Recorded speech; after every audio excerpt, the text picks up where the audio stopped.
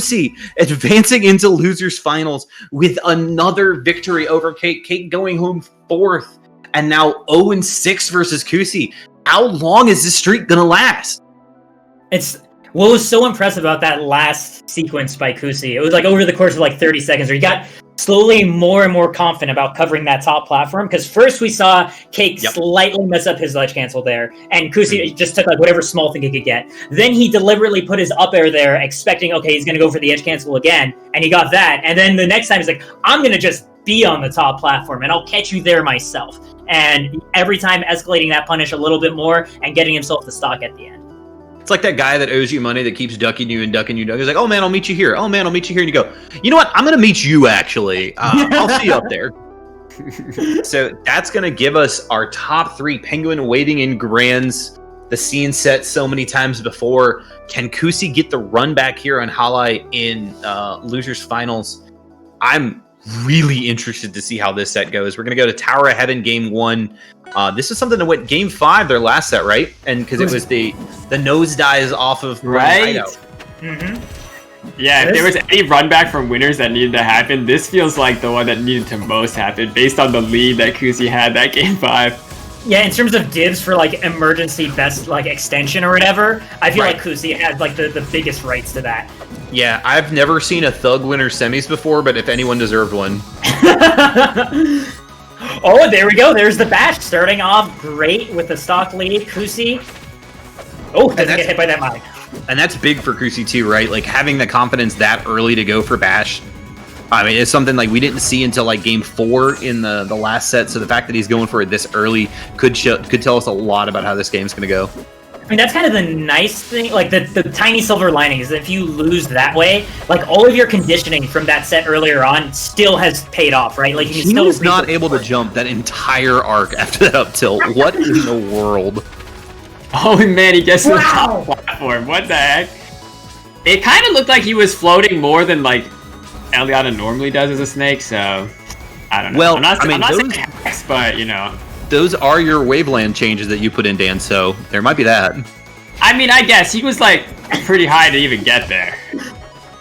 But look at this now. I mean, still at 126, but like we've seen just Halite just steal stock after stock after stock. So like, who knows if this is actually a lead? Oh no! And it's not. It's just not, guys. Bye. Like as soon as I saw that parry, I was like, oh, he's dead. Like he's just dead.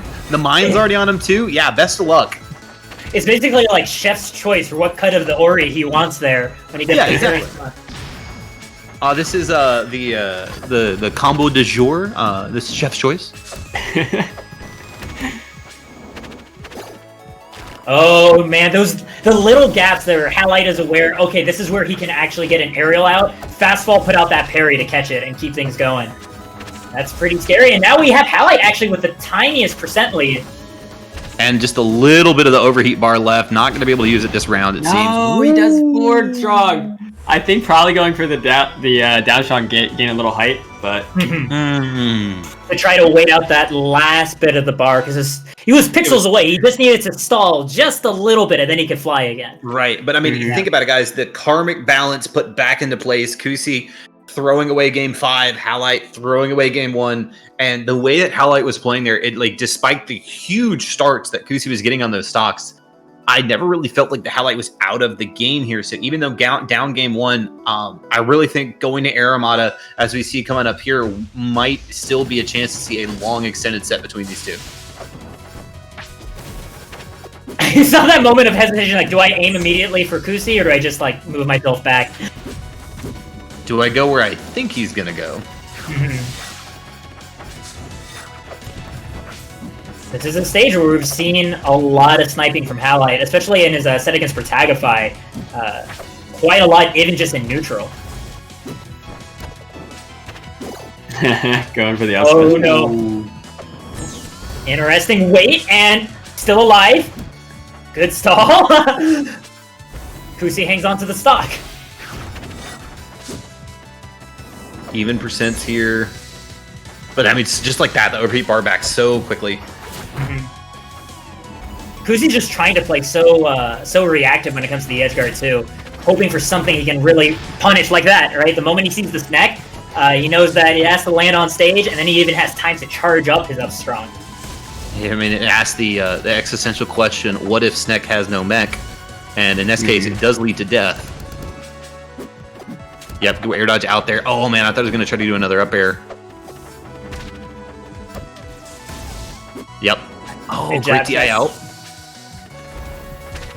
See, anytime you see that sequence where Kusi goes for the jab and the grenade pops behind him, you know, you're looking for that, right? So lucky for Halite there not to lose another stock. This is tough, man. I mean, Kusi's already put 120 on when Halite's barely been able to put 30% on Kusi's first stock. Oh. Still gonna air dodge. And this time, he has such an easier time that in the overheat, because when Halite had himself like the full steam gauge, you never know what part of that gauge is actually going to go in and make his recovery attempt in. More predictable recovery timing, helping Kusi so much, and the back air not quite going to do it.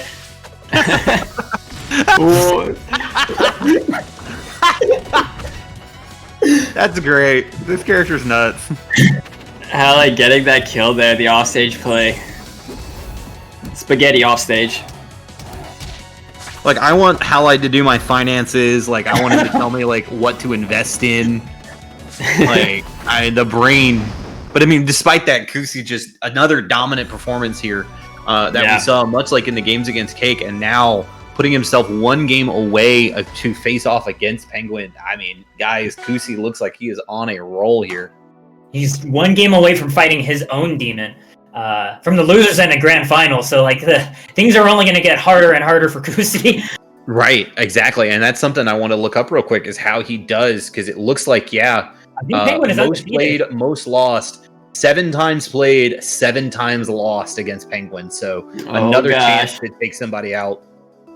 But if you're gonna do it, today's the day to do it. Halite's going to have to reverse 3-0 here, or Kusi is well on his way to a chance to beat his bracket demon. This is a stage with a bit wider side blast zones, which can help against those Ori scores, and very short stealing, which we've seen Halite try to line up those upstrongs a lot. That's going to lead to some very fast Ori deaths, but he's been caught by the Ori team up upstrong as well. We'll see who benefits more from this blast zone distribution. Uh-oh, the bash isn't going to do it. No purple though. Oh, but he took his neck. Yeah, he's dead.